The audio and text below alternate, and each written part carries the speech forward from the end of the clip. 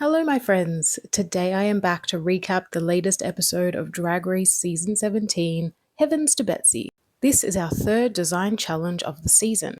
You know that they're my personal favorite, but if you're actually going on the show and you don't know how to sew or design or put together a garment, you're in for a rough time. Maybe all of these design challenges in the recent seasons are a way to push the queens to actually take a sewing class before getting on the show.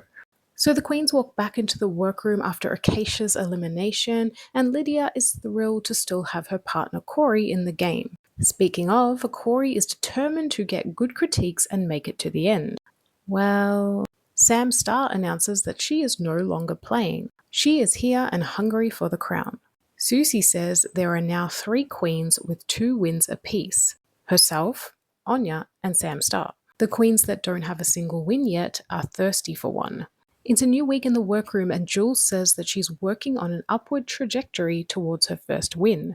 And the edit was there. A lot of you in my comments last week said that Jules should have won the Rusical, and I can definitely see why.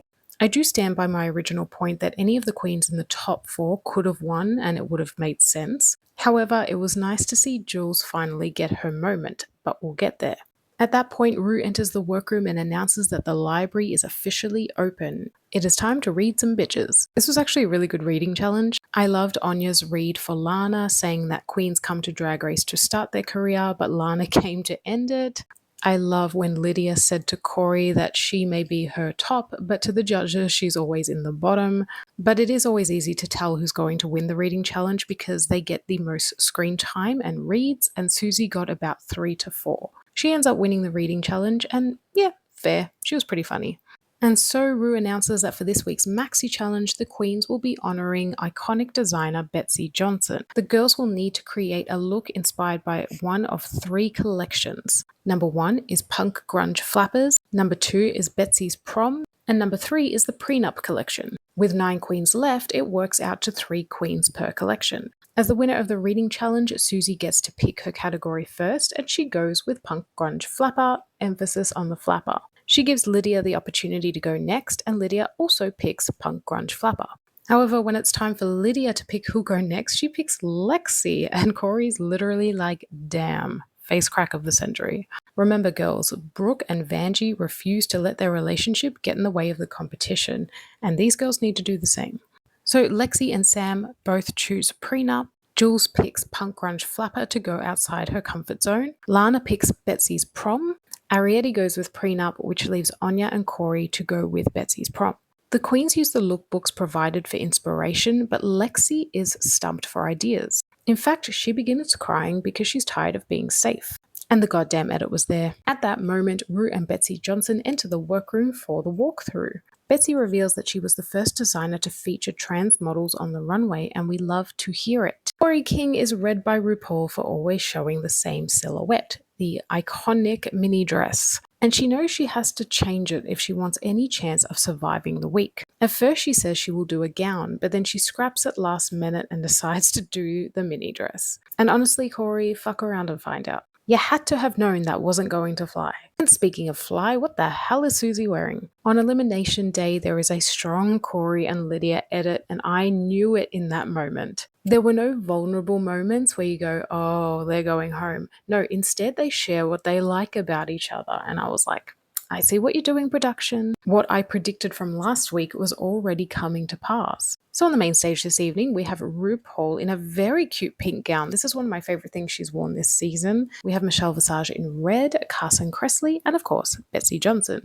Betsey is so sweet, by the way, and she looks so good for 82. And she did a split on the stage. Like, come on, I can't even do a split and I'm 35.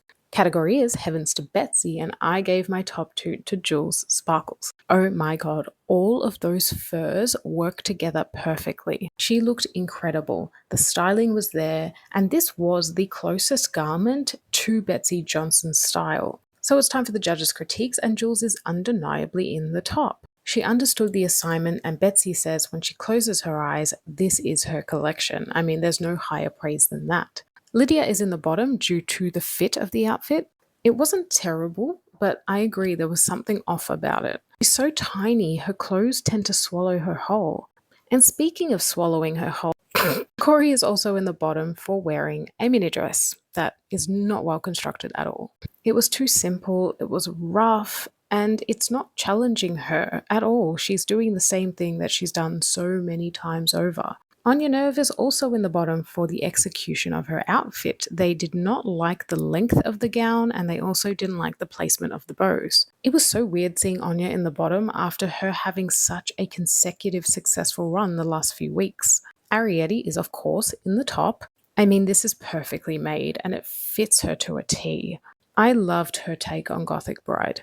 And Lexi is also in the top for giving elegant yet punk princess bride. I loved this. This was a great week for Lexi. Back on the main stage, Jules finally gets her first win. We have all been waiting for this. It was so satisfying to see the build up to this moment. Very well deserved, Jules. Anya is saved, and so it comes down to Lydia and Corey. We be new. Future queens that want to come onto this show, be warned. If you decide to have a relationship with someone else, you will lip sync against them. They perform to Kiss Me Deadly by Lita Ford, and boy, do they. There is a very passionate makeout session on the main stage, and it did not disappoint. I will say though, Lydia definitely outperformed Corey in this lip sync. So Lydia stays, and we say goodbye to Corey King. I do think it was her time to go, and I definitely think that there is more to see from Lydia. Corey has since revealed online that she would have eliminated herself if she had been told to stay. She knew that Lydia wanted it more, and she was happy to go in place of Lydia, which is really, really sweet.